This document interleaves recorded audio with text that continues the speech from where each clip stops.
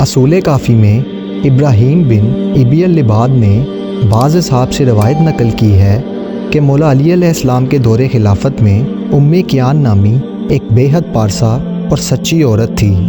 ایک دن جناب امیر علیہ السلام کا ایک صحابی کیان کے پاس گیا۔ اس نے دیکھا کہ وہ نہایت غمگین اور افسردہ حالت میں بیٹھی ہوئی ہے۔ صحابی پوچھنے لگا، اے کیان، اتنی غمگین اور پریشان کیوں ہے؟ کیا بات ہے؟ کیان کہنے لگی، مجھے جس عورت نے آزاد کیا تھا وہ فوت ہو گئی ہے۔ جب اس کو دفن کیا گیا تو زمین نے اس کی میت باہر پھینک دی۔ دوسری مرتبہ پھر اس کو دفنایا گیا، پر پھر بھی زمین نے اسے قبول نہ کیا۔ راوی کہتا ہے، کیان سے یہ بات سن کر میں جناب امیر علیہ السلام کی خدمت میں پہنچا اور سارا واقعہ آپ علیہ السلام کو بتایا۔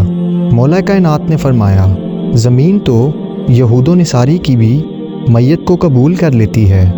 اگر اس عورت کے ساتھ یہ واقعہ پیش آیا ہے تو اس پر کسی عذاب کی علامت ہے۔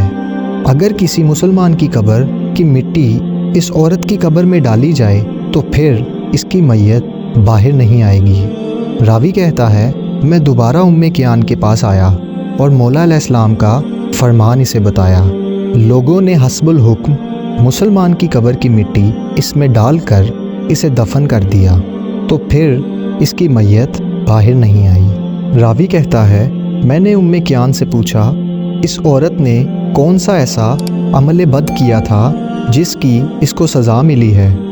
وہ کہنے لگی، ایک تو یہ بدکار عورت تھی، نامحرم اور اجنبی مردوں کے ساتھ ہر وقت ناجائز تعلقات رکھتی تھی، اور جب حاملہ ہوتی تھی اور بچہ پیدا ہوتا تھا تو آگ کے تنور میں اس بچے کو ڈال دیتی تھی۔